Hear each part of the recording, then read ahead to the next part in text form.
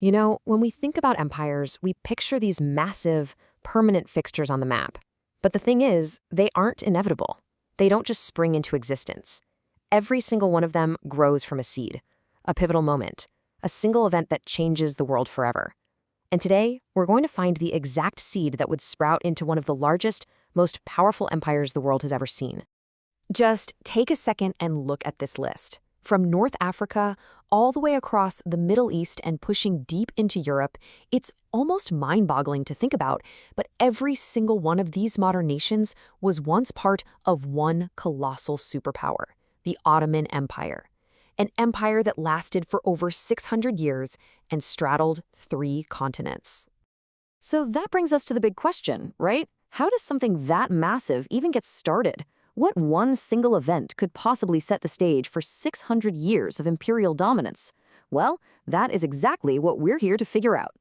To get our answer, we have to hop in our historical time machine and dial it way back, almost 1,000 years, to the 11th century. And our destination is this incredible crossroads of civilizations, the giant peninsula we call Anatolia. Okay, so let's meet the main players in our drama. In one corner, you've got the heavyweight champion of the world, the Byzantine Empire. I mean, these guys are the direct descendants of the Roman Empire. They're the established power with their glorious capital at Constantinople. And in the other corner, you have the challenger, a tough, rising power from the east, the Seljuk Turks. They're expanding, they're hungry, and they are on a collision course with the old guard. And what's the prize they're fighting over? Anatolia, what we'd call modern-day Turkey. Now you have to understand, for the Byzantines, this land was everything. It was their main source of food, their main source of soldiers. It was the heartland of their empire. To lose Anatolia, well, that would be catastrophic. For years, it had been a back and forth, a sort of low-grade war. The Seljuks would raid across the border, and the Byzantine forts would push them back. But the raids were getting more intense, the border was starting to fray. And finally, the Byzantine emperor, a man named Romanus, he'd had enough. He decided he was going to assemble the biggest army the empire had seen in ages and just solve this Turkish problem once and for all. And this, right here, is where things get really interesting. We're on the road to a place called Manzikert.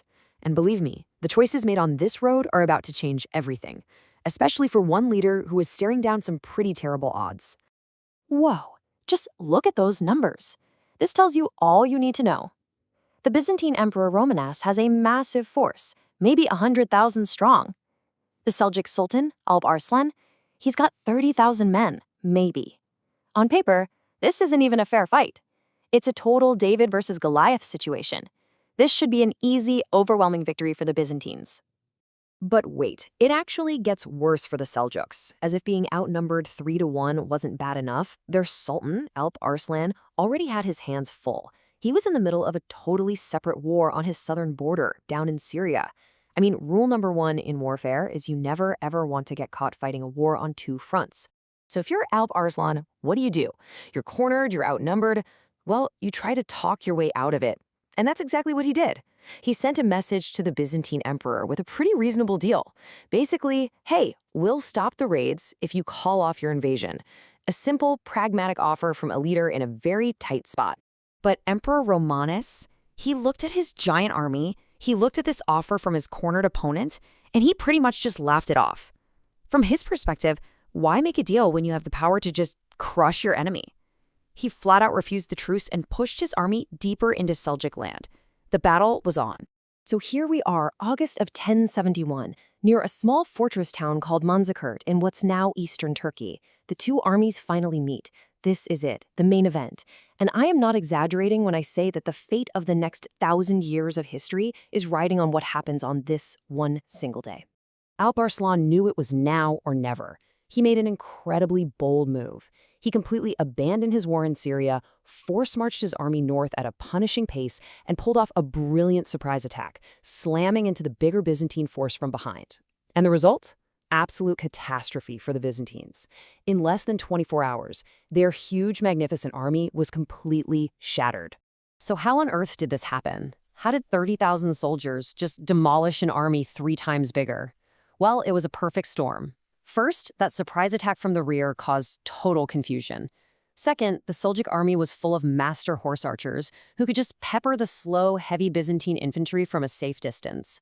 Third, and this is a huge one, some Turkish soldiers who were fighting for the Byzantines switched sides right in the middle of the battle. But the final knockout blow wasn't a sword or an arrow. In the chaos of the fighting, a rumor started to spread like wildfire through the Byzantine lines. The emperor is dead. Romanus has been killed. Now, it wasn't even true. But in that moment, the truth didn't matter. The news just shattered their morale. The will to fight completely evaporated, and what was a battle turned into a mad, panicked scramble to escape.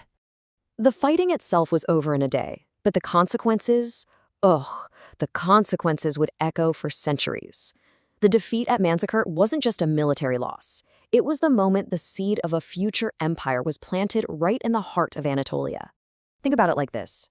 For centuries, the Byzantine army was like a giant wall protecting Anatolia.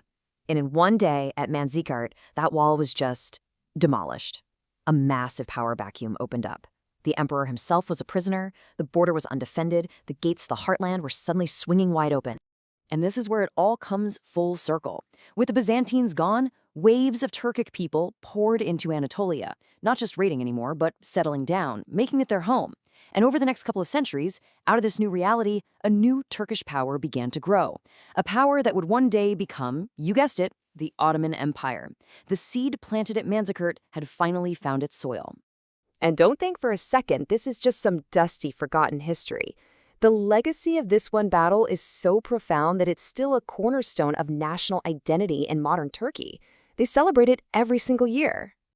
Every August, there's a huge ceremony to commemorate the victory. The Turkish president often attends, and they have these incredible displays of horsemanship with riders firing arrows while galloping at full speed, a living demonstration of the exact skills that won the day almost 1,000 years ago. So it really leaves you with an incredible thought. The decisions of just two men, the chaos of a few hours, a single rumor on a battlefield in 1071, it all leads to this question. Can a single day really change the world? Well, when you look at the map that the Ottoman Empire created, a map that still shapes our world today, the answer seems to be a resounding yes.